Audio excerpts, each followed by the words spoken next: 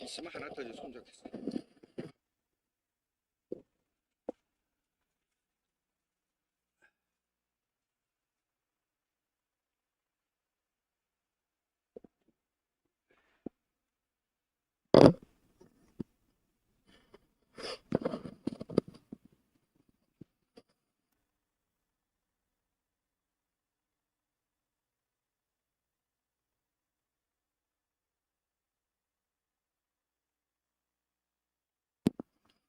예, 여러분 2주간 잘 쉬었습니까?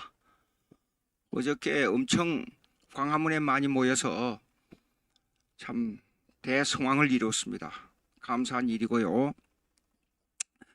자, 기도드리겠습니다. 하나님 아버지 감사합니다. 우리에게 건강을 주시고 삶을 영위할 수 있도록 인도하여 주신 주님의 은혜를 감사합니다.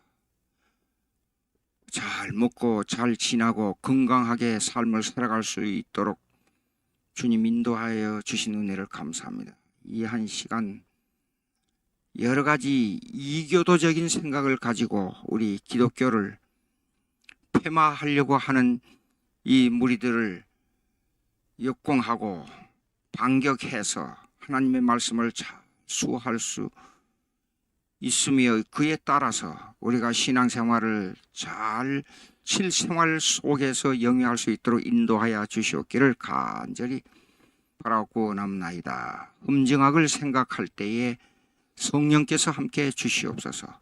예수님의 이름으로 기도하옵나이다. 아멘.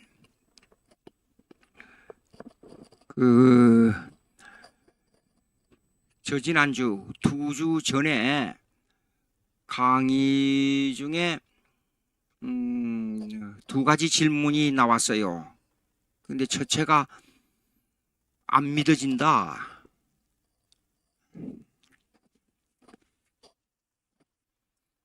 이렇습니다.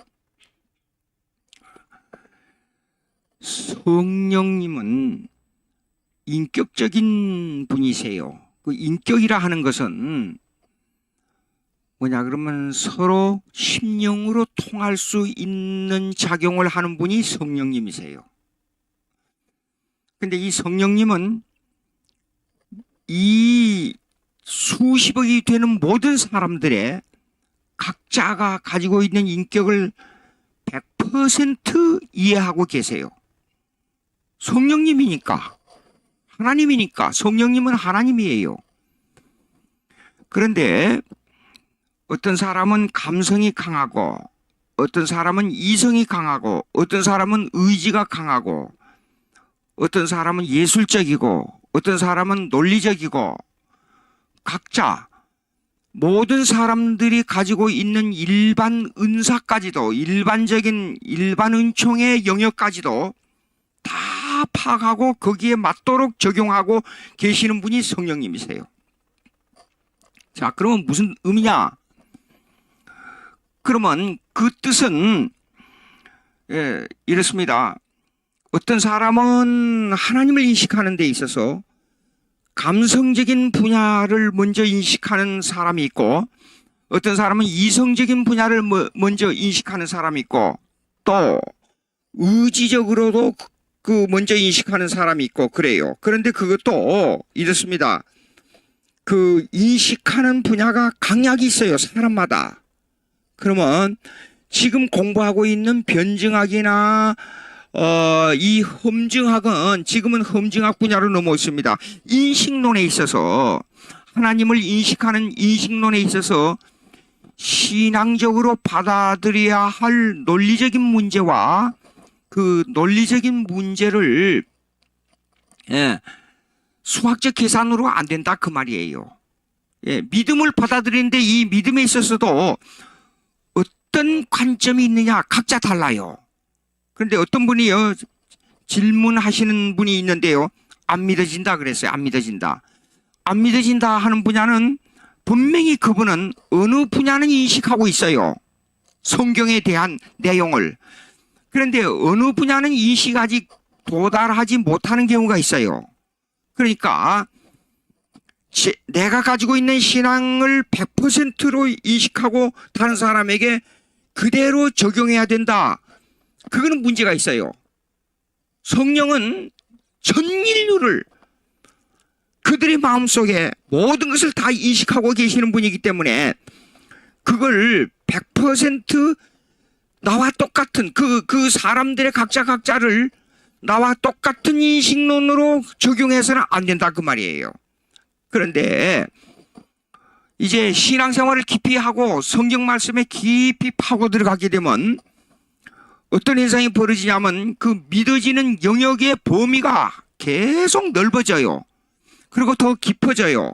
그러면 어느 부분은 분명히 인식하는 게 있어요. 믿어지는 게 있다 그 말입니다. 그런데 어느 부분은 100%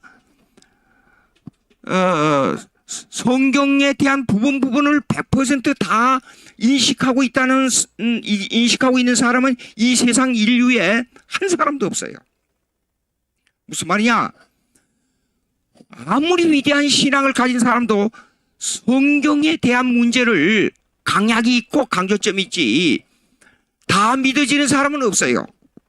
지금 안 믿어진다고 말씀하시는 분이 분명히 안 믿어진다는 부분은 제가 보기에는 어느 부분이 안 믿어진다는 말이지 성경 전체가 안 믿어진다는 말은 아닐 거예요. 또 어느 부분은 믿어지는데 어느 부분은 안 믿어진다 그렇게 말할 거예요. 그러면 이분은 어떻게 해야 되느냐? 안 믿어진다는 부분을 인식하기 위해서는 성경을 많이 읽어야 돼요. 그 다음에 기도에 집중해야 돼요. 그리고 신앙의 선배들의 서적을 많이 참조해야 돼요. 그래서 책을 많이 읽어야 돼요. 특별히 참조할 책이 뭔가니 신앙 고백서예요. 제가 지은 책, 교회 사적으로 엮어낸 신앙 고백서, 그걸 많이 읽어야 돼요. 그거는 성경의 빼대로 되어 있습니다. 그렇기 때문에 이 성경의 빼대를 인식한다는 것은 우리의 몸에 가장 기본되는 구조를 인식한다는 것과 똑같아요. 그러니까 신앙의 구조를 인식하는 겁니다. 그래서 신앙 고백서를 많이 읽어야 돼요. 그리고 기도 많이 해야 됩니다. 그리고 거기에 따른 성경을 많이 읽어야 됩니다. 그래야 차츰차츰 믿어지는 인식이 넓어지는 겁니다. 성경을 이해하고 믿음을 강화한다는 것은 하루아침에 되는 게 아닙니다. 제가 이렇게 강조하지만은 이것이 하루아침에 되는 게 아니고 이 신앙생활이라는 것은 그 내적 전투가 강해져야 돼요. 하루아침에 갑자기 뭐 되는 게 아니에요. 그러니까 내적 심령의 전투, 하나님의 말씀을 가지고 씨름을 많이 해야 돼요. 그리고 순간순간마다 기도를 많이 해야 돼요. 제가 배웠던 박윤선 박사님, 세상 떠났습니다마는 한국 사람으로서 최초로 신구약 성경을 전부 주석하신 분이에요. 근데 그분은요, 성경을 모르면 가서 신학교 뒤에 산이 있었어요. 그 산에 뒤에 가서 항상 기도해요. 그리고 걸어다니면서도 기도하면서 걸어가다가 그 벽에 문지방에 부딪혔어요. 그래가지고 머리에 반창고를 붙이고 온 적이 있어요. 그래서 왜 그러냐 그러니까 웃으면서 말씀하는데 우리는 알고 있죠. 그 기도하면서 걸어가다가 문지방에 부딪힌 거예요. 그러니까 생활 속에서 기도하고 말씀을 그냥 혼자 기도하는 게 아니라 항상 말씀과 함께 기도를 해야 됩니다. 신앙생활이 강해지고 더 믿음이 강해지고 모든 것이 믿어진다 하는 것은 그냥 간단하게 되는 게 아니라 무지무지한 내적 투쟁이 있어야 됩니다. 그 다음에 객관성과 주관성에 대해서 질문하신 분이 있어요. 객관성, objectivism과 subjectivism.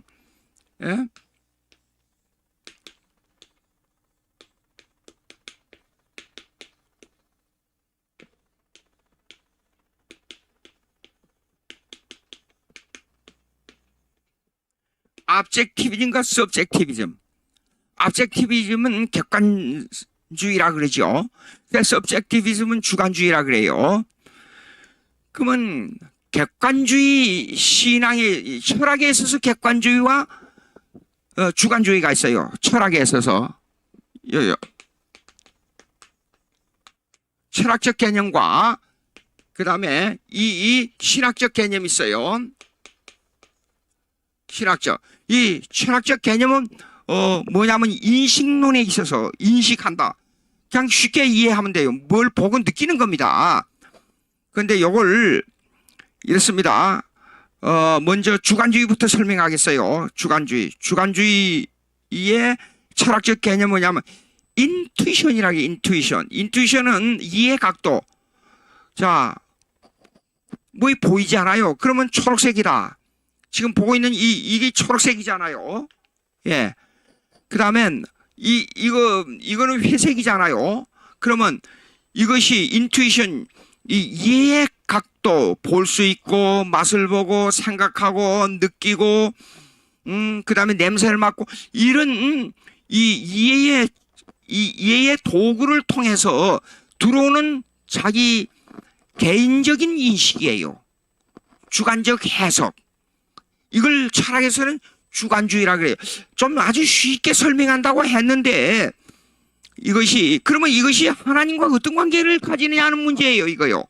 그래서 17세기, 데카르트, 라이프니스, 스피노자, 파스코, 이런 사람들은 이 철학을 그 이성주의적 주관주의로 많이 치우쳤어요. 내가 생각하는, 나 혼자의 생각하는 관점이 뭐냐? 하나님을.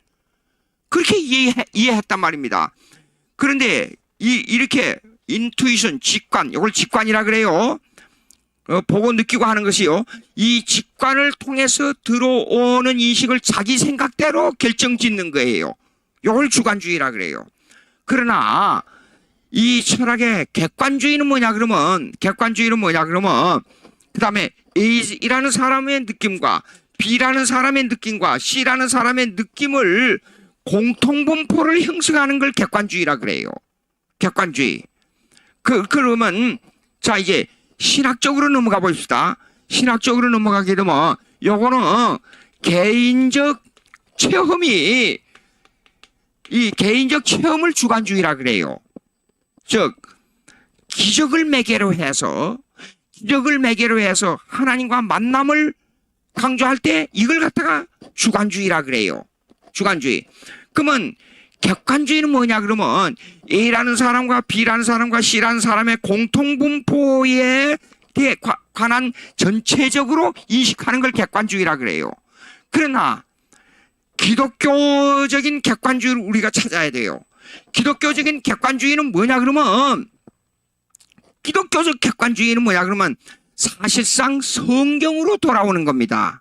성경으로 돌아오는 것이 객관주의예요. 그러면 이 객관주의는 지난번에 설명한 이 구원사역의 객관주의와 주관주의가 있어요. 자, 구원사역에 있어서 구원사역이라보다도 구속사역이 더 낫겠네요. 구속사역에 있어서 객관주의는 뭐냐 그러면 예수님께서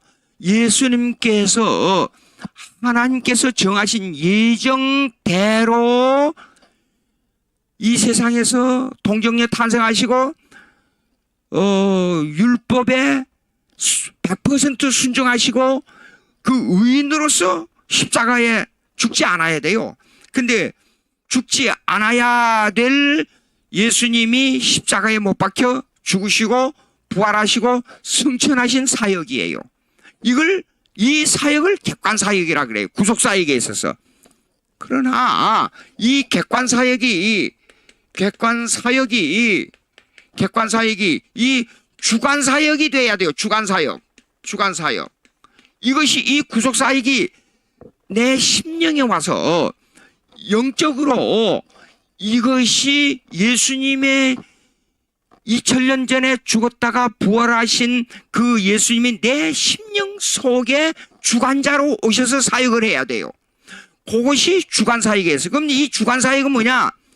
전혀 성령에 의해서 이루어진 사역입니다. 성령에 의해서 내 개인의 이성적 개념으로 실존적 개념으로 인식하는 게 아니에요.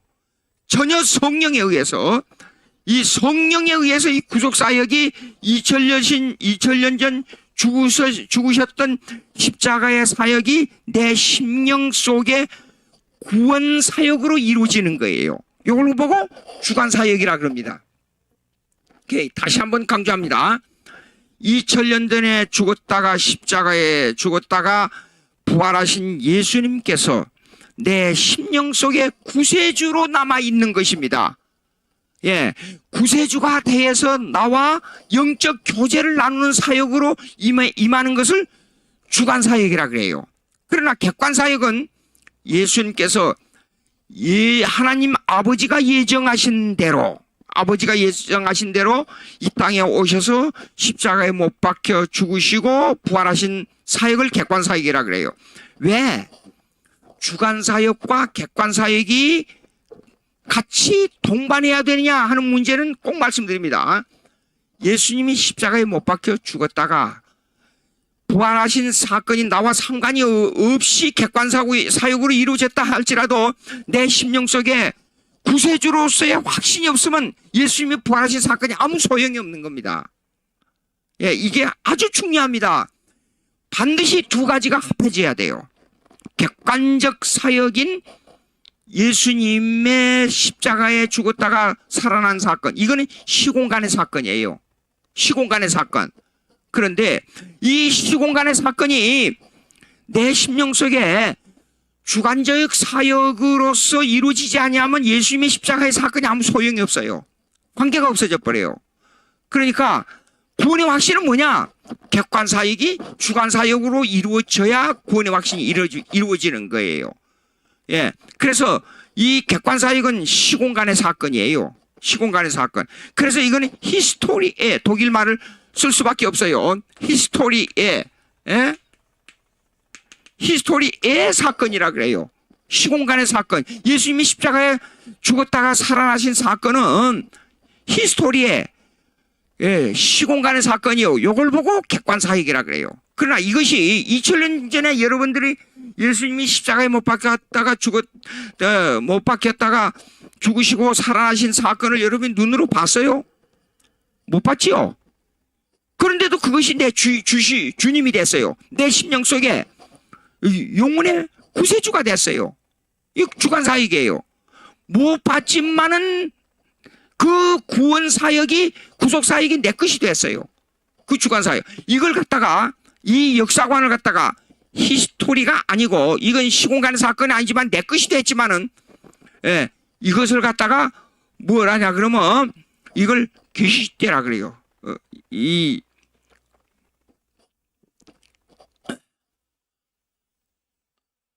제가 이게 학문 자체가, 이 성경을 가리키는 이 학문 자체가 변증학, 말만 들어도 머리 아프지 않아요. 저기 또 험증학, 말만 들어도 말 자체가 조금 힘들지 않아요. 그러니까 이거 쉽게 설명한다고 하는데, 어떤 분은 제가 학교에서 강의할 때마다 느끼는 거는, 그 신학 대학원인데도 다 대학 졸업생들이에요. 다 신학교를 다녔다가 온 사람들이에요.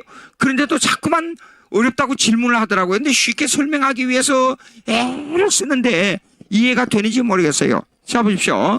이걸 갖다가, 이거는 히스토리의 시공간의 사건입니다. 그러나 계시 때, 계시 때, 요 말도 여러분 사진 찾으면 요것도 역사라고 나와 있어요. 우리 한국말 보면요. 독일 사진 한번 찾아보세요. 근데 이 사건은, 이 역사관은 인식 해석의 역사관이라 그래요. 요걸 인식, 예? 해석의 역사관이에요. 여러분, 제가 잠깐 설명해 볼게요. 예, 요거는, 그래서 이거는 주관적 역사관이에요. 요거는 객관적 역사관이고, 예수님이 십자가에 죽었다 하는 시공간의 사건은 객관적 역사관이고, 이것이 내 것으로, 마음에 내 것으로 되느냐 되느냐 안 되느냐 하는 것은 주관적 역사관이에요. 예. 근데 주관적 역사관은 내 지적 인식으로만 이루어지는 게 아니라 성령의 사역으로 이루어진다 그 말이에요. 예수님을 인식하는데 성령의 사역이 아니고서는 인식이 안 돼요. 제가 이제 자주 성령을 많이 강조합니다. 자, 그러니까 이 역사관은 요건 무슨 역사관이냐 그러면 주관적 역사관은 이렇습니다. 비행기가 공중에서 떨어져서 200명이 죽었다고 가정하자고요. 200명이. 제가 자주 예화를 듭니다. 007 대한항공 그때 이 기장이 1000병인이었어요. 1000병인. 이 기장이. 근데 제가 공군했을 때 제 상관이었어요. 근데 1980년대 이분이 알래스카에서 비행기 조종해서 지금 대한민국으로 지금 오고 있는 중에 소련 영공을 침입했어요. 그래가지고 한참 동안 그 소련 영공으로 지금 그 민간인 비행기가 대한항공이 소련 영공을 계속 날아가니까 이상하다 해가지고 소련 전투기가 떴어요. 그래가지고 계속 달리는데 남의 영공을 침입했다 해서 그 전투기가 미사일을 쏴가지고 비행기를 떨어뜨려 버렸어요. 그래서 거기 있는 모든 사람들이 다 바다에 빠져 죽었어요. 자, 그러면 007 대한항공 007 비행기가 소련 영공을 날다가 소련 전투기가 미사일을 쏘아서 영공에서 추락돼 바다에 빠져 거기에 있는 수백 명의 사람들이 다 죽었다. 이거는 요것은 뭐냐 그러면 히스토리의 사건이에요. 요거는. 그런데 계시대로 이걸 해석하면 이렇게 돼요. 미국과 한국에서는 이렇게 해석합니다. 왜 민간인 비행기를 쏘았느냐? 거기다 초점을 둬요. 왜 민간인 비행기를 쏘았느냐? 그러면 소련에서는 어떻게 하냐? 그러면 왜 소련 영공을 침범했느냐? 전혀 견해가 다르지요. 요거는 미사일을 쏘았느냐?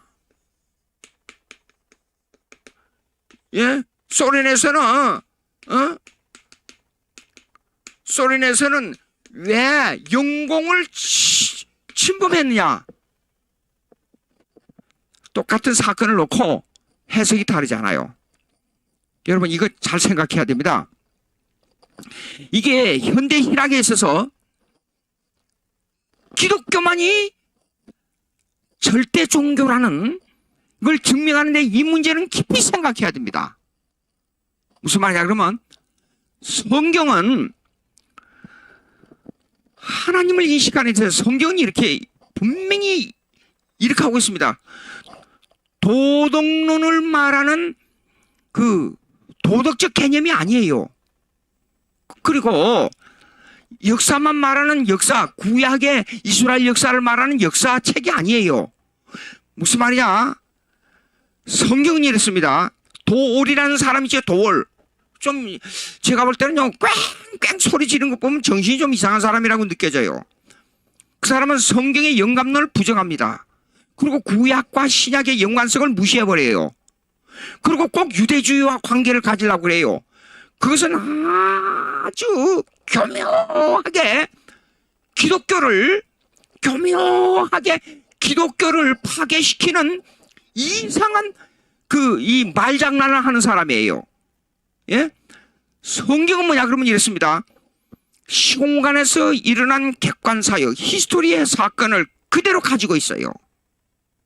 그리고 거기서 나타난 해석의 역사, 이 히스토리를, 이 객관적 역사관을 해석하는 계시대 해석의 역사관을 히스토리에 딱 맞도록 하나님의 주권 사상에서 이걸 정확하게 해석하고 있는 것이 성경이에요. 자, 보십시오. 만약에 구속사란 말 많이 들었죠, 여러분? 구속사에서는 이걸 분리하는 역사를 가지고 있습니다. 근데 이 분리하는 역사를 말하면 성경이 하나님의 말씀이라는 개념이 무너져 버려요. 좀 말이 어렵습니다. 어려운데 왜 무너져 버리냐 그러면 성경의 히스토리의 객관적인 역사관은 주관적인 역사관을 해석하는 계시대 역사관하고 일치해야 돼요. 자, 간단히 얘기합니다.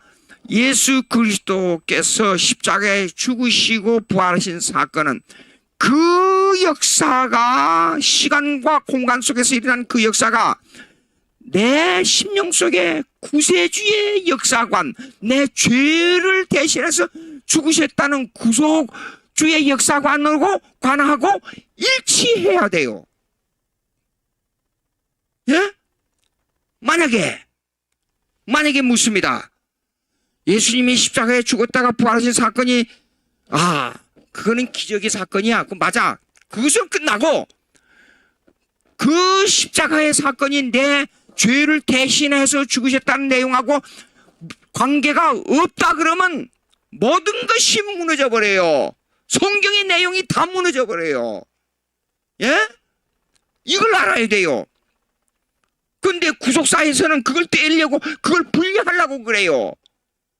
예. 그러니까 예수님께서 3년 동안 일하시고 십자가에 죽으셨다가 부활하시고 승천하신 사건을 어떻게 했었냐면 구속사관에서는 자기 마음대로 해석해버려요.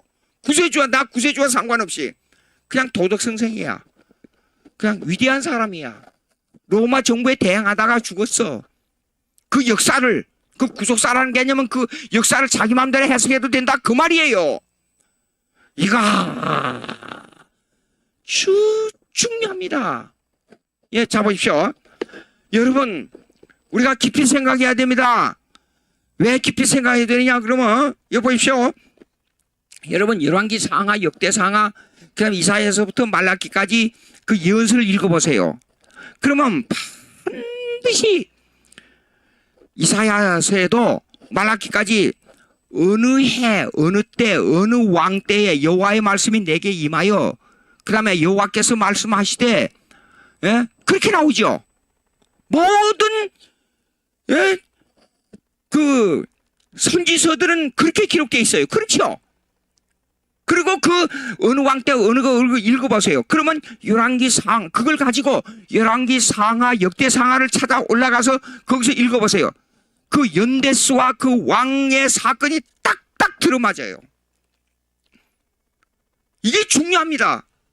그러니까 여러분, 중간사, 요즘은 옛날에는 중간사, 제가 한국에서 대학부 공부할 때의 중간사라는 개념을 알지를 못했어요. 그런데 요즘 한국에 이제 중간사들이 많이 나와요. 근데 그 책들을, 여러 교수님들이 쓴 그 책들을 읽어보세요. 중간사의 사건하고 구약에 나타난 열왕기 상하, 역대 상하, 그 다음에 이사야서부터 말라기까지 나온 사건들을 맞춰보세요. 딱딱 들어맞아요. 이건 객관적 역사예요. 근데 객관적 역사관을 하나님으로부터 나왔다는 계시를 인식하는 데는 그 객관적 역사관만 가지고 인식이 안 되고 성령께서 내게 말씀하는데 예언서, 이사야서부터 말라기까지 선지서를 읽어봐야 돼요. 읽어보면 이건 진짜 하나님의 말씀이구나를 인식하게 돼요. 예, 왜 인식하게 되냐?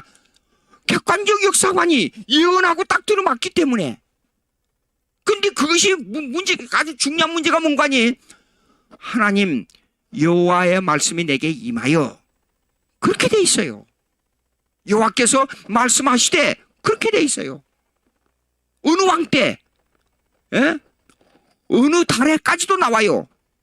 수산월이면 수산월, 어디 뭐다 쫙쫙쫙 나와요.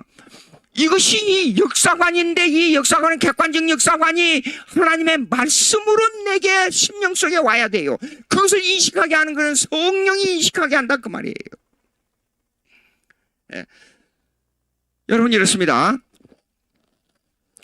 성령의 객관사역과 주관사역이 있어요.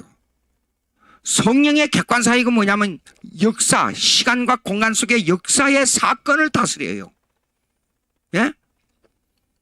그런데 주관사역은 뭐냐 그러면 그 성령님이 내 심령 속에 그걸 인식하게 하는 거예요.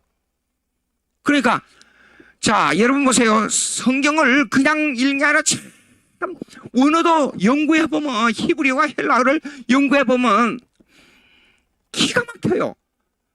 예. 태초에 하나님이 천지를 창조하시니라. 그리고 그 다음에 뭐가 나오죠? 예? 루아크가 나와요. 그 뭐냐 그러면 하나님의 영이 수면에 운행하시니라. 그 말은 무슨 말이냐 그러면 이 모든 피조세계 만물을 시간과 공간 속에서 성령이 지배하고 계세요. 하나님의 아버지의 계획을 시간과 공간 속에서 공작하시고 이끌어 가시는 이는 성령의 사역이에요. 참 묘합니다. 근데 성령의 사역은 두 가지 사역이 있어요. 일반은 총론의 사역이 있어요. 만물을 지배하고 이끌어가는. 이 지구가 움직이고 있잖아요. 성령께서 주관하시기 때문에 궁극적으로는 하나님 아버지께서 주관하신다는 말입니다. 예. 그러나 시간과 공간 속에서 사역하시는 이는 성령이에요.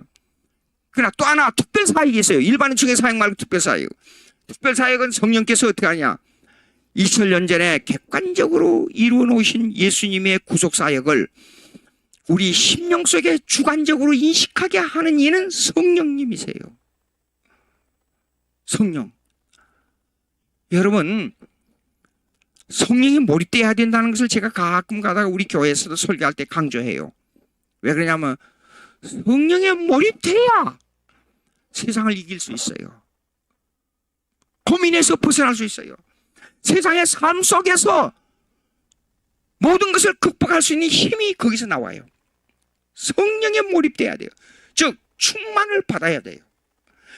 성령 충만을 받으면 내 속에 가지고 있는 인간의 인식, 인간의 욕심을 성령으로 말미암아 짓눌러 버릴 수가 있어요. 성령 사역. 자, 이 정도로 하고 이제 오늘 공부할 것을 준비하기 위해서 여러분 책 교과서 받으신 분이 있지요. 이번에 상당히 많이 제가 지난번에는 이 교과서 책을 이제 시간이 없어가지고 너무 적게 공급했어요. 그리고 여러분들이 각자가 이제 책을 구입하지 못하신 분들은 생명의 말씀사에 가서 구입하시면 좋겠어요. 자, 550페이지를 펴보시기 바랍니다. 550페이지. 기독교 변증학. 550페이지.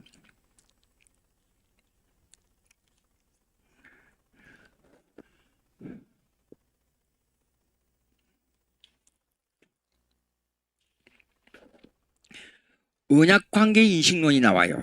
금방 인식론 잠깐 몇 마디 했습니다. 언약관계 인식론이 나와요. 근데 여러분 하나님을 어떻게 인식합니까? 철학에서 말하는 거 제가 잠깐 설명하겠어요. 철학에서 말하는 거는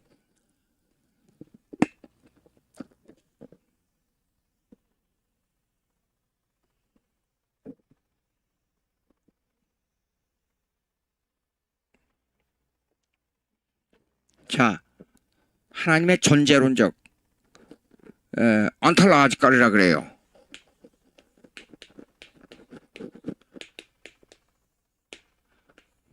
ontological argument. 요거는 실체론적 인식이라 그래요. 무슨 말이냐? 간단하게 설명하면 우리가 가지고 있는 하나님의 인식이 있죠. 어디로 가나 종교가 없는 나라는 없으니까. 예, 그리고 모든 국가의 도덕적 배경을 국가는 다 도덕적 배경은 뭐냐면 그 나라의 법의 기초예요. 상식적 도덕. 그것은 그 나라의 법을 유지하는 기초를 가지고 있는데 그것은 어디서 오느냐? 종교로부터 와요. 근데 모든 종교는 인식이 인간의 마음속에 그 인식이 있는데 그 마음속에 뭐가 있느냐 그러면 하나님이라는 존재 인식이 있어요. 하나님.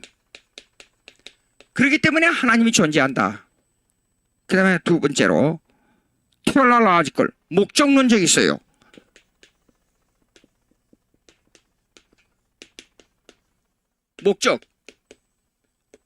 목적론적이 있어요. 자 보십시오. 조그만 미생물 하나라도 거기에서 미생물이 살고 죽는 데는 그냥 의미 없이 살고 죽는 게 없잖아요. 반드시 의미가 있어요. 목적이 있어요. 그 목적이라는 말은 무슨 말이야? 그러면 이렇습니다. 박테리아도 있어요. 박테리아도. 아니 박테리아에서 그 페니실린을 빼가지고 만들었잖아요. 그게 없으면 페니실린이 페니실린을 만들 수 없잖아요. 목적이 있잖아요. 이 목적을 찾아가 보게 되면 찾아서 올라가 보면 신이라는 개념으로 나가요. 예. 그 다음에 모럴. 이건 도덕론적 증명이에요. 예. 인간 의식 속에 도덕이 존재하는 것은 도덕의 개념은 도덕 자체보다도 더 깊이 들어가면 더 깊이 올라가면 하나님, 신이라는 개념이 있어요. 이게 목적론적이에요. 신의 개념, 하나님. 우리는 하나님이라 그러지만 이 철학에서는 꼭 신이라 그래요. 예. 그 다음에 또 하나는 뭐냐 그러면 또 역사적 히스토리컬.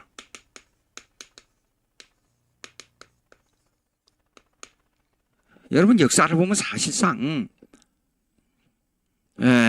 모든 인류의 역사를 보게 되면 사실상 종교적 개념의 역사예요. 중동에서는 뭡니까? 모하메교와 기독교와 이 종교적 개념의 역사, 싸움의 역사예요. 창세기에 보게 되면 이스마엘 족속을 보고 거리에서 칼로 죽이고 칼로 가지고 들에서 칼로 이어가는 이 역사를 이루어 나갈 것이라 하는 하나의 예언적인 내용이 나와요. 그러니까 오늘날까지 거기서는요 정말로 피해 역사예요. 종교적으로 어긋나면 무조건 죽이는 거예요. 그래서 역사적 개념을 볼 때에 종교의 역사가 세계 역사다. 그렇게 말할 수가 있어요. 이러한 것들은 하나님의 존재만 인식하지 하나님의 오직 존재. 자 보십시오. 인식이 보십시오. 에피스테몰로지라고 하는데 이 에피스테몰로지라는 단어는 우리가 안다 하는 개념하고 달라요. 안다. 기노스코. 헬라말로 기노스코. 내가 안다. 그러면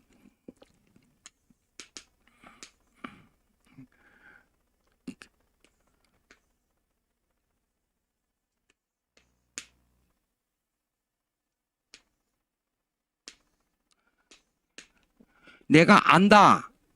이 말은 자 하나 설명하겠어요. 제가 미국의 레이건 대통령을 알고 있어요. 근데 만난 적도 없어요. 그러면 저를 보고 어떤 분이 너 그 레이건 대통령을 아느냐 물어보면 안다. 그럴 때는 어느 정도만 아느냐 그러면 TV에서 나오고 국가에 무슨 일이 있을 때 나타나서 하는 이 얘기 그걸 듣고 안다. 그것뿐이에요. 그러나 그와 악수하고 서로 밥을 먹고 같이 나누면서 서로 내 사정을 이야기하고 그가 내 사정을 얘기하고 그래서 교제하는 그런 게 아는 게 아니에요. 그럼 안다는 개념이 뭐예요? 그냥 멀리서 보고 아는 정도의 아는 하나님. 그거는 이런 종류들이에요. 이런 종류들. 예. 이런 종류들로 하나님을 안다는 그런 인식론이 아니에요. 예. 그러니까 에피스토메말라지는 인식론은 주관적으로 모든 관계된 것을 내 주관적으로 인식하는 개념이에요. 사실상. 예. 그러나 하나님을 안다는 것은 하나님은 예수님께서 말씀했지 않아요. 내가 너희 안에 너희가 내 안에 이 인격적 교제의 하나님이 돼야 돼요. 그러면 인격적 요런 인식론은 하나님을 인식하는 게 아니에요. 이거는 존재는 알아요. 존재. 안 믿는 사람도 신이 뭐 어쩌고 그런 말 하잖아요. 그거는 진짜 하나님을 아는 게 아니고 인격적 교제에 하나님을 알아야 기독교에서는 하나님을 아는 건데, 그게 뭐냐 그러면 언약론에 있어서의 하나님을 인식하는 겁니다. 이거 설명하겠습니다. 하나님을 진짜 아는 게 뭐냐? 언약론에 하나님을 아는 거예요. 이거 설명하겠어요.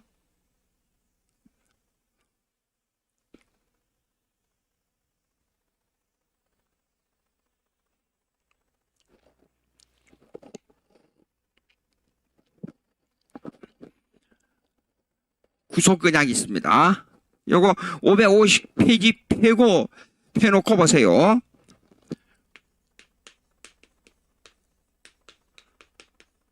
예, 구속, redemptive covenant라 그래요. redemptive covenant.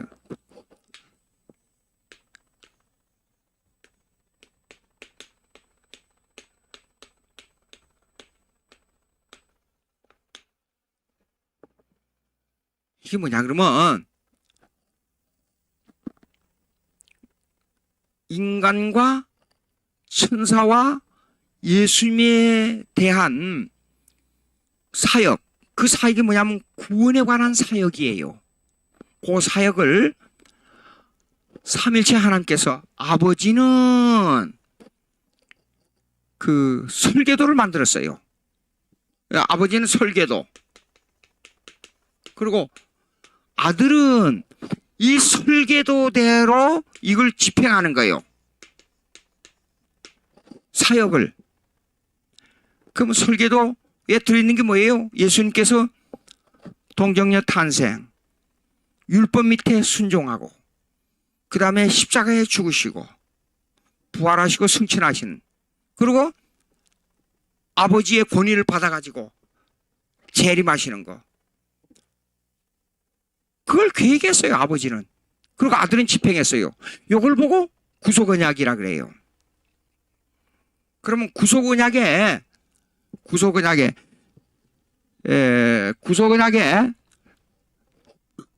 당사자는 아버지와 아들이에요. 그러나 그 내용은 뭐냐 그러면, 내용은 방금 말씀하신 대로 아버지는 설계도를 만드시고 아들은 그 설계도대로 집행하시는, 요게 내용이에요. 근데 그 내용, 이 구속언약 속에 이제 뭐가 계획되어 있었냐 그러면 행위 언약이 계속되어 있어요. 행위 언약. 왜 언약이냐 그러면 말로 약속한 거예요. 도장 찍는 게 아니에요. 계약서에다가. 여러분요, 구약을 읽으면 돌을 세워놓고 뭘 해놓고 그 다음에 뭐 해놓고 여러 가지 방법으로 서로 계약하고 도장 찍는 거 있잖아요. 그것이 언약의 예표입니다. 사실상 그런 것들이 많이 나와요, 구약에. 자, 보세요. 중요한 거요. 그러면 이 구속언약 속에 행위언약이 들어있어요. 행위언약은 세상 사람들이, 일반 철학자들이 말하는 하나님의 존재론을 가지고 하나님을 찾아가는 에피스토메올로지, 인식론이 아니에요. 에피스토메올로지. 저거 드려야 되겠어요.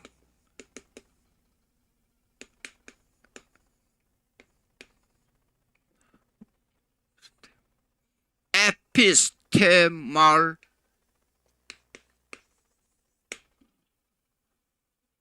신학적 용어와 철학적 용어는 단어가 엄청 길어요.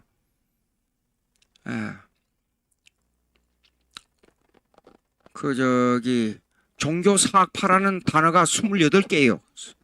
28개.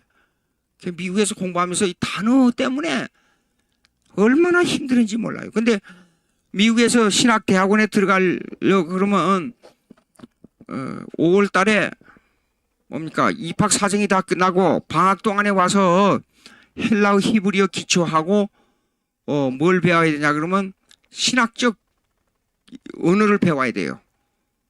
그러니까 미국에서 대학을 졸업한 사람들도 와서 배우는데 신학적 언어 배우면서 상당히 골치 아파해요.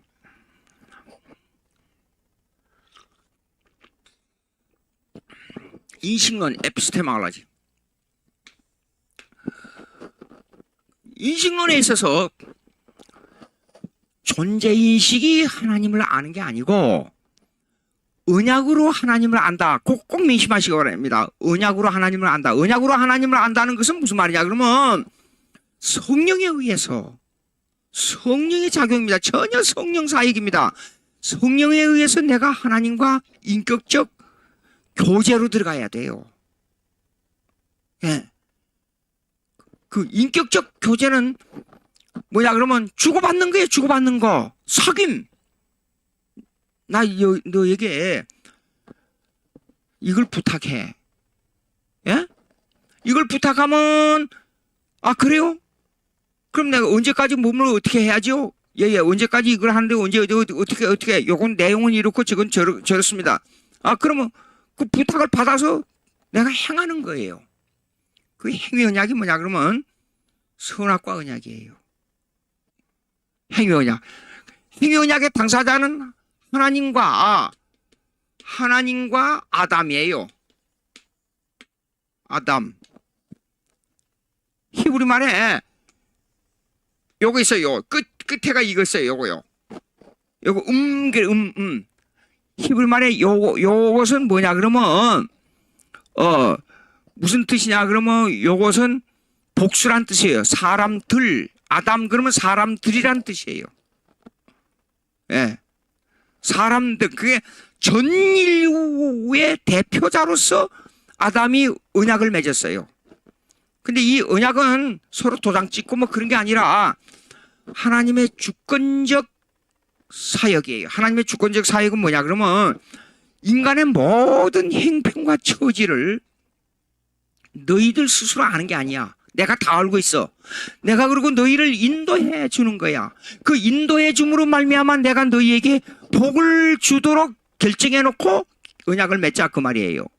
그 복을 주도록 결정해 놓고 언약을 맺자는 뜻은 뭐냐 그러면 맨 처음에 보십시오. 만물을 창조하시고 이걸 다 다스리게 했어요. 그리고 일하지 않고 먹고 마시게 했어요. 그리고 만물을 이름짓게 했어요. 그리고 일하지 않고 하나님과 교제 관계를 만들었어요. 엄청난 축복이잖아요. 그래 놓고 한 가지만 하지 말라. 선악과는 따먹지 말라. 지키면 살고 어기면 죽는다. 그래서 당사자는 하나님 아버지와 아담이었어요. 내용 뭐냐 그러면 지키면 살고 어기면 죽는다 그 말이에요. 내용은 지키면 살고 어기면 죽는다. 행위언약. 이 지키면 살고 어기면 죽는다는 그 속에는 뭐가 들어있냐면 인격적 사귐이 들어있어요. 요걸 이렇게 해. 너가 나와 약속이야. 그러면 행할 때는 어떤 일이 벌어지고 하지 아니할 때는 어떤 일이 벌어져. 그리고 너가 둘이 약속하자. 이것이 행위언약이에요. 인격적 사귐이 그 속에 들어있어요. 서로 주고받는 약속이니까. 보십시오. 하나님을 인식하는 데는 이런 행위언약에 윤리가 들어있어요. 윤리. 윤리는 뭐예요? 윤리 도덕은 뭐예요? 사귐의 법칙이에요. 사귐의 법칙. 교제의 법칙이에요. 하나님의 인식은 그렇게 아는 것이지 존재로 아는 게 아니에요. 부부간에 살아요. 우리 집 사람하고 저하고 결혼이 벌써 49년이에요 지금. 올해가. 내년이면 50주년입니다. 예. 49년이나 되는데도 보십시오. 둘이 먹고 입고 살고 주고받는 거 돈 경제적인 문제를 서로 나누어요. 같이. 예? 그게 교제예요. 그 인격적 교제예요. 자, 그러면 이런 인격적 교제는 우리 둘 사이에 윤리가 들어있어요. 도덕이 들어있어요. 거기에는 사랑이라는 도덕이 들어있고 공의라는 도덕이 들어있고 윤리, 모랄룰, 그 도덕율법이라는 개념이 그 속에 들어있어요. 우리 사람한테 나 당신을 사랑해. 그래 사랑해요. 사랑해. 알아. 사랑한다고. 사랑했기 때문에 50년 가까이 살았지요.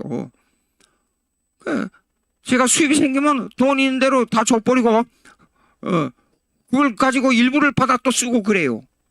왜 그래요? 교제의 개념이에요. 근데 사랑하지? 그러면 사랑한다고.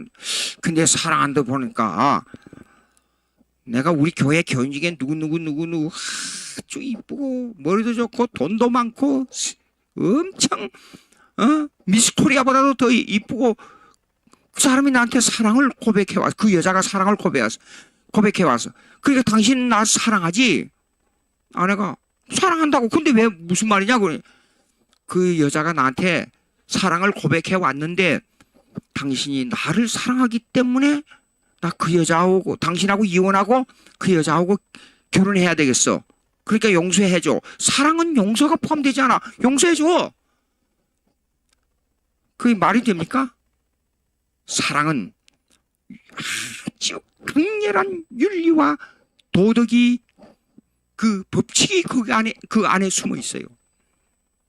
그것이 즉 행위 언약이란 하나님과 인간관계에서 행위 언약이란 윤리 도덕이 포함되어 있는데 그것이 인격적으로 서로 신뢰하고 의지하고 하는 이 잣대라 그 말입니다. 이거 없으면 하나님의 인식에 있어서 존재론적 인식으로 가지고 하나님을 인식하는 게 아니라는 그 말입니다. 이게요. 자, 잠깐 읽어봅니다. 이게 아주 중요합니다. 진정으로 하나님을 인식하는 길은 은혜 언약 안으로 들어와 하나님의 백성이 되는 일이다. 그러면 아담과 하나님 사이는 행위 언약 지키면 살고 어기면 죽습니다. 근데 범죄했기 때문에 하나님과 교제 관계가 끊어져 버렸어요. 예? 그것이 사망이에요. 근데 그걸 다 reprobation. 잠깐 유예를 했어요. 유예. 예. 그래서 이 세상에 태어난 사람들은 몇십 년, 구약에는 몇백 년 살다가 죽게 돼 있어요. 사형 선고를 딱 내리면 몇 달 있다가 몇 년 있다가 처형하지 않아요. 그와 똑같은 현상이에요. 이미 우리는 사형 선고 받았어요. 근데 사형 선고 받아놓고 그 즉시 가서 사형 선고를 집행하는 경우가 없지 않아요. 예?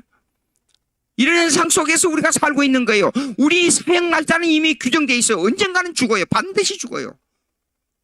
예. 우리가 모를 뿐이에요. 아니, 여러분 이 세상 법도 그런 그 법칙이 적용되는 게 많아요. 성경대로의 법칙이 적용되는 게 많습니다. 그게 뭔가 아니 분명히 사형 선고는 떨어졌어요. 우리에게는 이미 죽을 날짜가 결정되어 있어요. 그런데 우리는 몰라요. 사형 선고를 딱 내리면서 1990년 1월 1일에 사형 선고를 내려놓고 너는 1996년 7월 7일에 사형 선고할 거야. 그렇고 알려주는 이 재판관이 어디 있냔 말이에요. 없잖아요. 예? 똑같아요. 우리가 이 세상에 살면서 사형 선고는 이미 받았지만 우리는 모를 뿐이고 하나님께서는 우리의 사형 선고 날짜를 결정해 놓고 단 하루도 그 시간을 늦추거나 당길 수가 없어요. 정해놓은 날짜에 하나님께서 나를 데리고 가요. 근데 인간은 범죄했기 때문에 죽음에 대한 두려움이 있어요.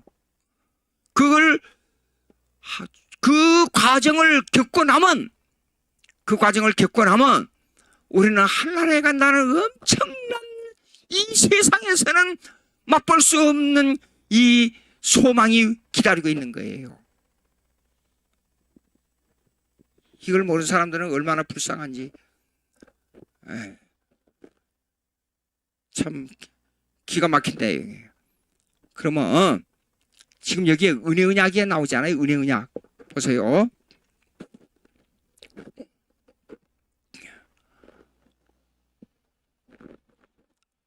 은혜 언약, 이게 행위 언약입니다. 행위 언약. 그러면 은혜 언약은 뭐야? 그러면 하나님은 우리의 아버지요, 우리는 그의 가족, 백성이란 뜻이에요. 가족.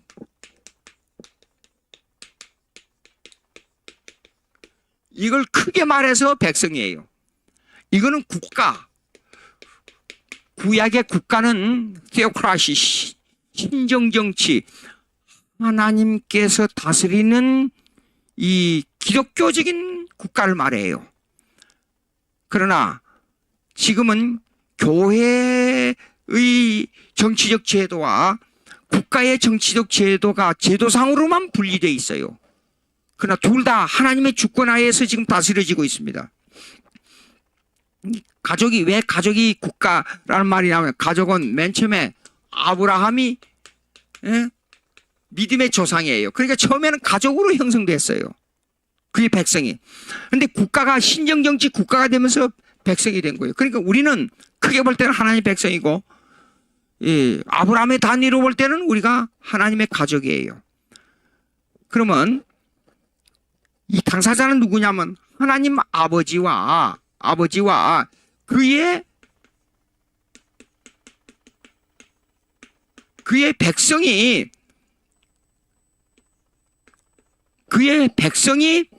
당사자예요. 그 내용은 뭐냐? 여기요. 하나님은 우리의 아버지요, 우리는 그의 백성이에요. 이게 자꾸만 여기 흔들리니까 글씨가 조금 됩니다. 여러분들 잘 알아보시겠지요? 예.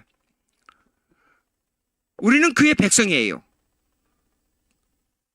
그러니까 하나님을 아버지로 모시는 한 가족 속으로 들어온 거예요. 가족이 돼야 인격적 교제가 이루어져요. 그러면 우리는 하나님을 인식하는 데에서 존재 인식이 아니고 하나님을 아버지로 모시는 그 백성이 되는 인식론이에요. 교제 인식이에요. 사귐의 인식이에요. 주고받는 인식이에요. 모든 삶의 영역이 하나님을 아버지로 모시고 사는 인식론이에요. 이렇게 돼야 참 하나님을 인식하는 거예요. 그런데 아까도 얘기했지만 그 돌이라는 이상한 사람은 있잖아요. 구약의 역사성을 부정해요. 강의를 들어보니까. 그리고 기독교 하면서 막 소리를 질러요. 저 양반이 성경의 본질을 모르고 저렇게 소리 지르는 것 보니까 정신이 좀 이상한 사람으로 느껴져요. 제가 볼 때는. 예. 근데 그 강의 듣는 사람들이 취해가지고 있더라고요. 불교인들도 와서 강의를 들으면서 아주 경청을 해요. 그거는 플루럴리즘, 종교 다원주의예요. 벌써 신학이. 예. 그리고 중간사, 이너 테스타멘트, 구약하고 신약하고 그 사이를 말하는데 그 역사적인 배경을 잘 얘기하고 있어요. 근데 거기서 결정적인 요인이 빠진 게 있어요. 그게 뭐냐면 하나님의 주권적 사역에, 이 모든 역사는 하나님의 주권에 의해서 역사를 다스리는 것이지, 그 역사, 시공간의 해석의 역사를 성경에서 말씀하시는 하나님의 주권 사역을 빼면 역사의 의미가 하나도 없습니다. 두고 보세요. 하늘나라에 가면 모든 역사가 1.1획도 빠짐없이 평가가 나옵니다. 그 사람 예수 안 믿고 지옥 가서 그 고통을 당할 걸 생각하니까 기가 막히게 불쌍한 거예요. 박사학위 10개를 가지면 뭔 소용이 있어요? 공부를 많이 했다 하면 뭔 소용이 있어요? 하나님의 주권 사역을 모르면 아무 의미가 없어요. 그러면 우리 기독교인들의 하나님의 인식론은 아까 말씀드린 대로 윤리적 개념을 가지고 있는 인식론인데, 그 윤리적 개념은 뭐냐 그러면 하나님과 교제의 잣대예요. 법이에요. 지키면 살고 어기면 죽는다는 그 교제의 규칙을 왜 줬느냐?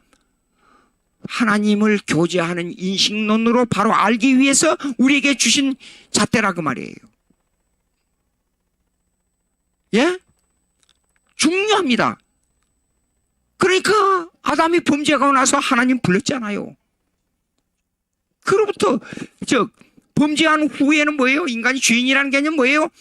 하나님과 교제하는, 즉 사귐에서 떨어진 인간이에요. 교제를 벗어난 인간이에요.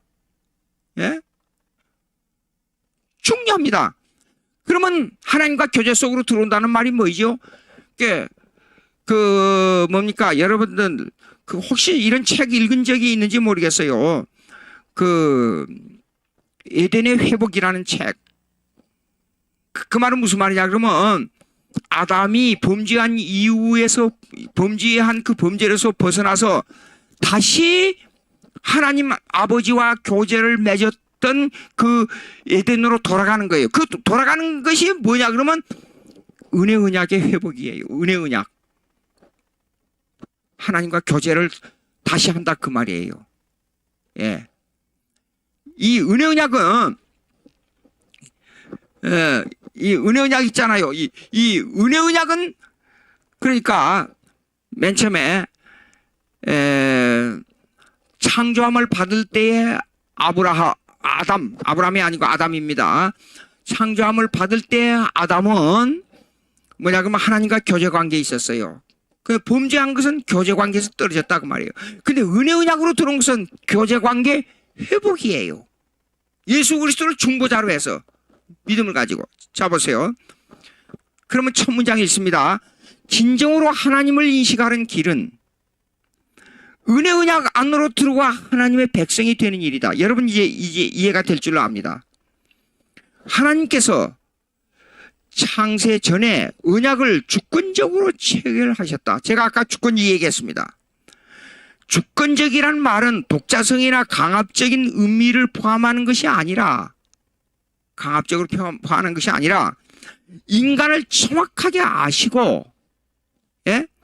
인간에게 온전히 합당한 언약을 마련하시어 그 다음에 제공하셨다는 의미다. 부모가 자식은 아무것도 몰라. 이 갓난 애가 뭘 알아요. 근데 부모는 젖을 먹여야 된다, 목욕을 시켜야 된다, 다 알고 계세요. 부모는. 그래서 그 합당한 그 내용들을 전부 마련하고 부모는 그 애를 돌봐줘요. 근데 나이가 먹어간 후에 그걸 알아요, 어린애는. 예? 그러니까 그것을 언약을 마련하셔 제공하셨다는 의미이다. 지혜가 부족한 인간의 의지가 포함되었으면 그 언약은 폐기돼야 할 것들로 엄청난 파행을 가져왔을 것이다. 어린애가 앵 하고 울잖아요. 분명히 모자란 게 있어요. 배가 고파 울든지 어디가 아프든지 분명히 울어요. 예. 근데 그거는 부모는 이상하게 알아요.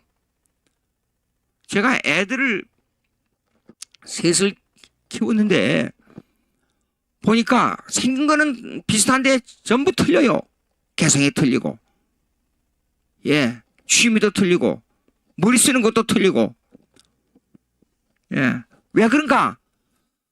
하나님께서 우리는 육신으로 태어나서 자연 법칙으로 말하자면 부모가 애들 나와서 길렀다, 그런 자연 법칙으로 생각할 수 있는데 궁극적으로 올라가면 하나님께서 그들에게 주신 그들만이 가져야 할 은사예요.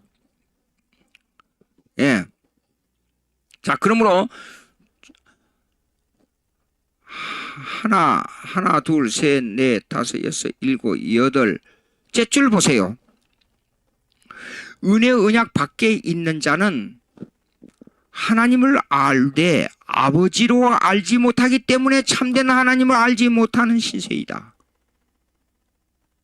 하나님, 그냥 신이 존재한다. 그는 하나님을 아는 게 아니에요. 예, 하나님은 존재하신다. 그건 진짜 하나님을 아는 게 아니에요. 예. 그러니까, 자 보세요. 우리는 언약 관계로서 하나님을 인식하는 것이지 존재로서 하나님을 인식하는 게 아닙니다. 꼭 명심하시기 바랍니다. 은혜 언약 안에 들어와야 하나님을 인식하는 겁니다. 그러므로 계속해서 있습니다. 사악한 인간이 참된 하나님을 아는 지식은 언약 관계에서만 가능하다. 꼭 꼭 명심하시기 바랍니다. 자, 이제 어디로 넘어가야 되냐 그러면 책을 보시기 바랍니다. 이게 상당히 오늘 중요한 부분인데 아까 인식했던 부분하고 합리주의에 있어서 611페이지 보시기 바랍니다. 611페이지. 클락의 계시론적 합리주의. 클락. 골든 클락이에요.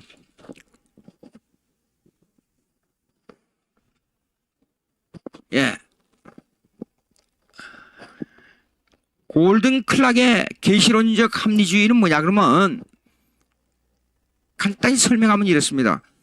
성경을 논리적으로 앞뒤가 따닥따닥하고 맞게 신학을 전개해야 된다는 그런 주의예요.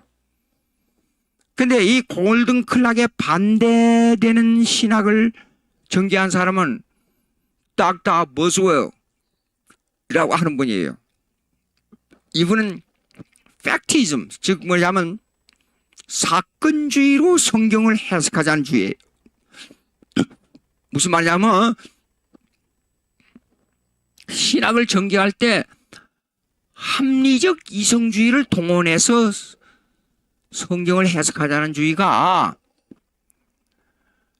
골든 클락의 입장이고, 그 다음에 역사적 사건이나 예수님께서 일하시는 역사적 개념을 가지고 성경을 해석한 자는 주의가 닥터 버스웰의 입장이에요. 다 20세기 의 중반을 중심으로 해서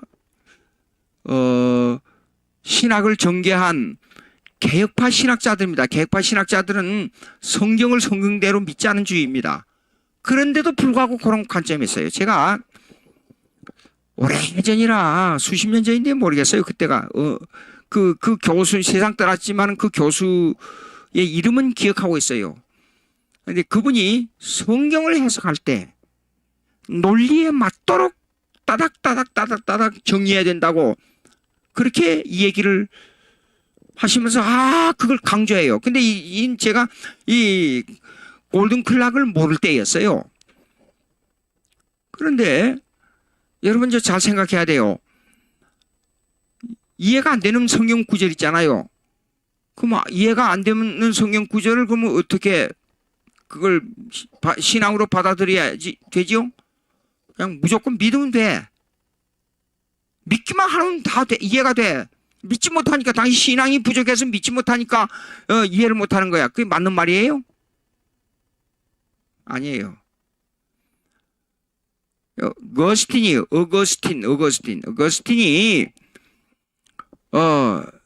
Authority and Reason, 권위와 이성이라는 그 논문을 썼어요. 그걸 보면 이런 게 나와요. 이성, 성경을 이해하는 이성과 이 믿음은 양사다리처럼 돼서 신앙을 일으키는 두 가지 요소는 서로 협력하고 도와준다 그랬어요. 이 이성은 이해를 일으키는 작용을 하고 신앙은 신뢰를 일으키는 작용을 한다 그랬어요. 그래서 두 가지가 합해져야 된다 그랬어요. 맞는 말이에요. 이해가 안 되면 무조건 믿어. 그건 맞지 않는 거예요. 그래서 제가 그 교수한테 어거스틴을 그때 읽었던 기억이 나서, 그러면 교수님, 창세기에 나온 창조 있잖아요. 창조론을 이론으로 따닥 맞게 좀 설명해 주세요. 그 교수가 딱 막힌 거예요. 난 좀 개팍스러운 게 좀 있어요. 그래가지고 학생들이 막 웃었어요. 예. 왜 웃었냐 그러면 이제 이론으로 딱딱딱딱 맞게 해야 된다고 했다가 그렇게 이제 막히니까 웃었단 말이죠. 나중에 생각하니까 괜히 질문을 했다. 적어도 교수를 그렇게 궁지에 몰아넣는 거는 안 좋은데 내가 잘못했다. 그런 생각이 들었어요. 근데 여기에서 나중에 이 신학을 공부하면서 보니까 여러 문제가 나오더라고요. 그래서 권위와 이성 문제, 그러니까 이해해야만 되느냐 하는 문제가 있어요. 이해가 안 되면 못 믿는데 이걸 어떻게 해야 되느냐 하는 문제가 있어요. 그런데 골든 클락은 어디에다가 중점을 두냐 그러면 논리적, 합리주의적 개념에다가 중점을 둔단 말이에요. 예? 자,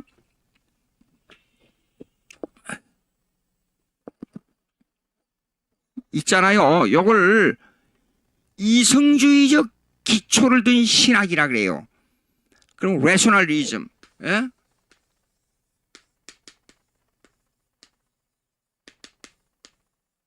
예?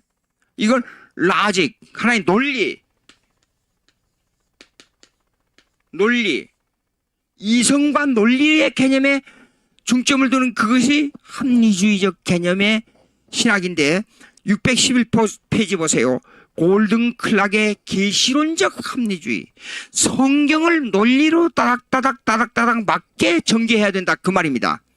예? 설명이 됐을 줄로 믿습니다. 자, 보세요.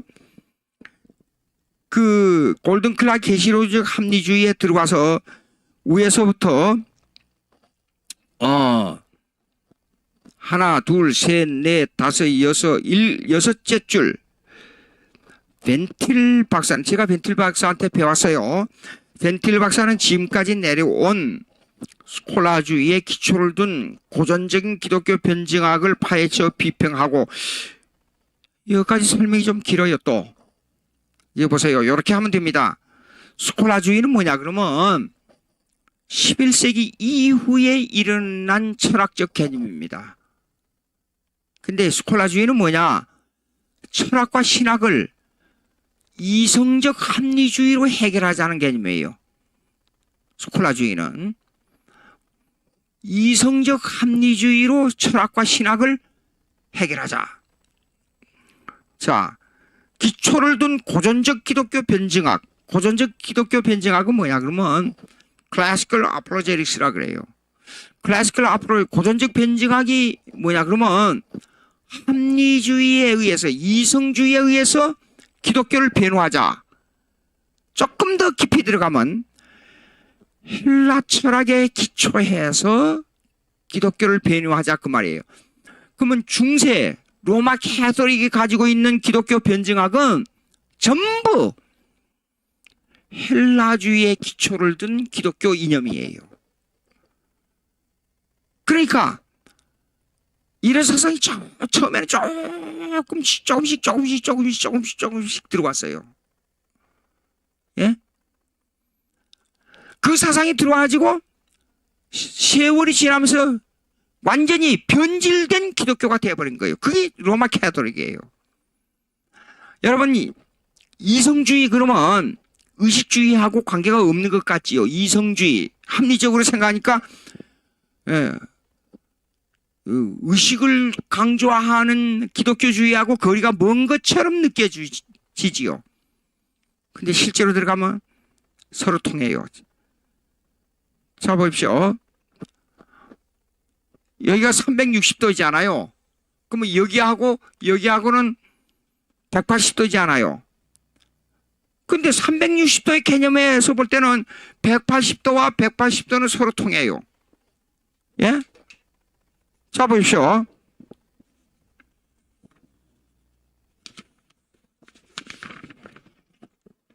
이 종이 있잖아요. 끝과 끝은 180도예요. 근데 이걸 원으로 만들어가지고 이렇게 하면 180도와 이렇게요. 원으로 만들었습니다. 이렇게. 그럼 180도와 180도는 서로 통해요. 예. 그런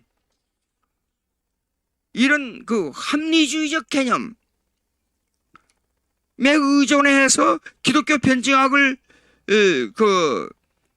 전개한 고전적 변증학을 파헤쳐 가지고 이것이 틀렸다고 깃발을 들고 나온 분이 벤틸 박사예요. 그 2000년 기독교 역사 속에 성경의 전제를 들고 나온 기독교 변증학을 말한 분이 벤틸 박사가 처음 했어요. 20세기. 예? 지금까지, 그러니까 20세기까지 전부 헬라 철학 아니면 스콜라주의 철학에 의해서 기독교를 변증했던 거예요.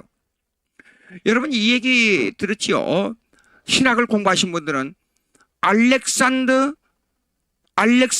클레멘스, 알렉산드리아 오리겐, 이 사람들은 전부 헬라주의 철학의 기초에서 기독교를 변증했어요. 그게 문제가 있는 거예요. 그러니까 사도 바울이 골로새서 1장, 2장을 쭉 읽어보세요. 두 가지 강하게 조심하라는 게 나와요. 철학을 조심하라. 유대주의를 조심하라. 고린도전서 1장, 2장 또 읽어보세요. 헬라 사람들은 뭐예요? 지혜를 찾아요. 유대인들은 표적을 찾아요. 근데 우리는 십자가 자랑한다 그랬어요. 헬라주의와 유대주의를 다 섭렵한 사도 바울이 두 개를 공격하고 거기에서 떠날 것을 강조하고 있어요. 그러면 성경을 이론적으로만 한다고 할 때에 이제는 여러분들이 인식하게 될 거예요. 성경을 이론적으로만 설명한다고 할 때 어떤 문제가 생기겠느냐? 그거는 성경에 나타난 아까 얘기했잖아요. 히스토리에 시공간의 역사를 논리적으로 설명하는데 문제가 생겨요. 예? 그거 꼭 명심해야 됩니다. 자, 그러면 여기에 조금 나오는데요. 이따가 나오지만은 이게 정적 변증법 611페이지에서 밑에서 하나, 둘, 셋, 넷, 5개에 나오는데 정적 변증법이 나와요. 정적 변증법. 이거 설명하려면 시간이 많이 걸리는데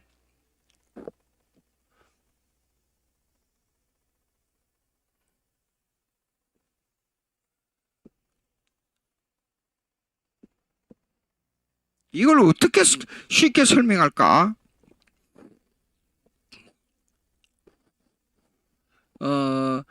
이마누엘 칸트, 제가 지난번에 말씀드렸죠. 칸트.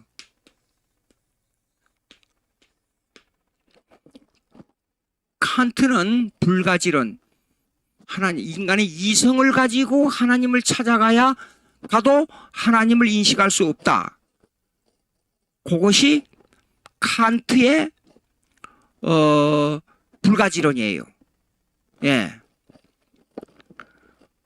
불가지론인데 이 불가지론 때문에 두 가지 철학자가 나왔어요. 두 개의 철학자가 나왔어요. 반대되는 철학자. 한 사람이 헤겔의 역사 철학자예요. 역사 철학자는 정반합에 의해서 역사가 흘러간다. TSS. 그 다음에 안티테시스. 그 다음에 신테시스. 이것이요, 정, 그 다음에 반, 그 다음에 합. 이렇게 역사가 흘러간다 그래요.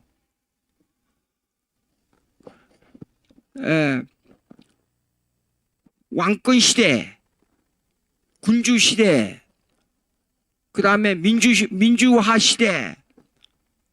근데 공산주의가 느닷없이 나왔잖아요. 그럼 공산주의가 멸망했어요, 지금. 중국에 가서 보니까 시장 경제가 막 발달돼요.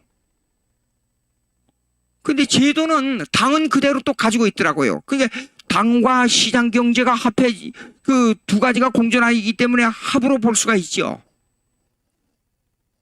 역사가 맞는 거. 이걸 갖다 오리지널 이 수평주의 역사관이라 그래요. 그러면 수직주의 역사관은 뭐냐 그러면 나와 하나님과의 관계예요. 근데 칸트로부터 나오는 헤겔은 이렇게 이렇게 주장해요. 수평주의 역사관. 근데 여기서 나온 또 한 사람이 있어요. 이 사람이 슐라이마케르예요. 슐라이마케르. 술라이에르 마케르. 예. 이 사람은 절대의존 감정 말했어. 절대의존 감정 그러면 수직적인 개념이에요.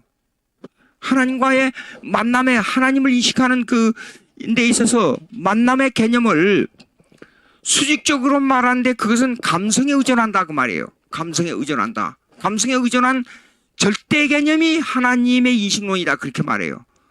쉽게 말해서 내가 어느 것을 길거리에 가다가 아주 신비로운 걸 봤어요. 근데 거기에 대한 그 신비에 대한 의존 감정이 절대화될 때 그것이 신이다 이렇게 말했단 말이에요. 좀 이상한 인격적 개념이 없는 절대적 신뢰가 어디 있어요? 교제의 하나님이 돼야지. 예. 그러면 해겔의 변증법을 이렇게 역사적, 객관적, 하루존날 수평적 개념을 흘러가는데 이 흘러가는 개념을 여기에다가 흘러가는 그 개념을 슐라이마커의 개념하고 혼합해서 만든 그 개념을 정적 변증법이라 그래요. 이게 말이 어려운데 쉽게 말해서 이래요. 요거는 수평적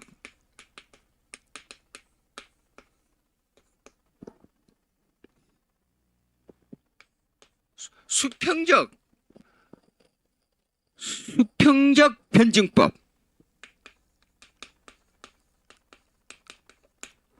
이렇게 해서 역사가 정반합으로 역사가 흘러간다고 말이에요. 그러나 절대 의존 감정은 수직적이니까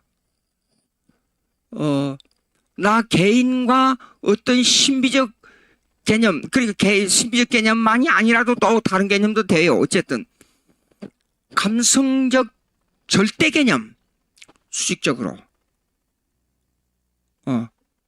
수평적 변증법과 이건 수직적 슐라이마커는 수직적 절대 개념 요것이 합한 것이 뭐냐 그러면 정적 변증법이에요. 이 사람이 이걸 발트가 그 후에 발트가 주장하는 거예요. 이게 철학적 개념이 머리가 안 돼 있는 분들은 이거 이해가 참 힘든데 여러분 이래요. 성경 있잖아요. 성경은 너무 방대하고 너무 깊고 너무 넓기 때문에 우리가 세상에 사람들이 많이 그러지 않아요. 성경은 그렇지만은 우리가 살다 보니까 이게 아니라 근데 그거 그렇게 하면 안 돼요. 에? 자기가 도덕적으로 모자라고 뭐야 안 되잖아요. 오히려 더 저는 이렇게 느껴요. 내가 모자라고 부족하고 안 되는 게 그것이 더 강해지면 강해질수록 내가 부족해서 안 되면 안 돼질수록 이상하게 성경은 하나님의 말씀이라고 믿어져요. 여러분 어때요? 예? 하나님은 정말로 내게 말할 수 없는 사랑. 내가 이 세상에 태어나기 전에 창세 전에 구약에서부터 계속 나오잖아요. 내가 어머니 태중에 이미 죄악 중에 탄생했다 그랬잖아요. 예. 이 더러운 이 악으로만 가득 찬 이 포악성, 이 사악함으로만 가득 찬 이 이중성, 이것이 내 마음속에서 강해지면 강해질수록 더 하나님에 대한 인식이 강해지는데 어떡하냐 말이에요. 근데 많은 사람들이 이렇게 말해요. 성경은 그렇지만은 나는 이렇게 해야 된다. 그 이상하게 느껴져요. 여러분 어때요? 예? 성경은 이렇습니다. 성경을 접할 때마다 나는 한없이 후회된 것이 한없이 과거로 다시 돌아가서 그런 일을 만나면 나는 이제는 그러지 않고 이렇게 살아야 되겠다. 그것이 강하게 느껴질면 질수록 하나님 앞에 굴복하고 하나님 죄인이로소이다 그 고백만 나와요. 그리고 하나님의 사랑이 더 강하게 느껴져요. 여러분 안 그래요? 생각해 봅시다. 예. 왜 이 말씀을 드리냐면 이 철학자들, 이 악마의 근성이 있는 이 인간의 못된 습성을 이 학문적으로 논리적으로 이 얘기하는데 보면 거기에 엄청난 함정이 들어있어요. 예? 이것들이 바로 칸트와 헤겔이나 슈라이마커예요. 근데 이것을 정적 변증법으로 말하고 있는 발트, 여기 발트가 나와잖아요. 칼 발트. 여러분 칼 발트를 정확하게 알면 성경을 이해하는 데 엄청난 도움이 돼요. 칼 발트가 성경을 잘 설명해서가 아니라 칼 발트가 아주 애매하게 성경을 애매하게 말하는데 거기에 문제점이 아주 교묘하게 사람을 속이는 문제점이 들어있기 때문에 제가 말씀드리는 거예요. 예? 발트, 칼 발트. 어떤 분들은요, 20세기 세계 가장 위대한 신학자 칼 발트 그런데 저는 이렇게 말합니다. 세계 가장 인간을 뭡니까? 이 함정을 성경을 이해하지 못하도록 하는 함정으로 몰아넣는 칼 발트. 그렇게 말해요. 그 사람이 주장한 것은 뭐냐 그러면 발트는 말씀의 신학이라 그래요. 로마서 주석하는 말씀의 책 전집을 다 가지고 있어요. 발트가 나올 때 가끔 그 부분을 이렇게 초점적으로 읽어봐요. 읽어보면요 말이 아주 애매해요. 왔다 갔다 하고 사람을 혼미에 몰아넣는 그런 말들을 수없이 하고 있어요. 근데 그걸 보고 위대한 신학자라고 그래요. 여러분 성경은 이렇습니다. 문장이 엄청 쉬워요. 그렇죠? 간단해요. 하라 하지 마라. 이렇게 됐다 저렇게 됐다. 그러므로 이렇게 하고 이건 이렇고 저건 저렇다. 예수님께서 설교하신 말씀 중에 문장이 아주 짧아요. 그런데 안 믿어지는 게 있죠. 왜 그래요? 성령의 감동이 약해서 그래요. 예? 제가 처음 예수 믿을 때 이제 구원 사역이 제 심령에서 이루어질 초기였어. 고등학교 다닐 때요. 문장이 너무 쉬워요. 근데 그 내용을 이해하는 데는 보통 힘든 게 아니에요. 왜 그래요? 성령이 역사해야 돼요. 성령이. 시간이 다 돼서요. 잠깐 얘기하고 이제 점심시간 가지겠습니다. 요거 뭐야? 1분 동안만요. 정적 변증법이 뭐냐? 이러한 이 변증법을요, 역사적 흐름에 반대돼서 여기에서 정적, 그대로 정지해 있었다. 그 말이에요. 이 책에 나오죠? 그러면 이것이 옳으냐? 저것이 옳으냐? 이것이 앞으로 역사가 진전돼야 되느냐? 이것이 있어야 되느냐?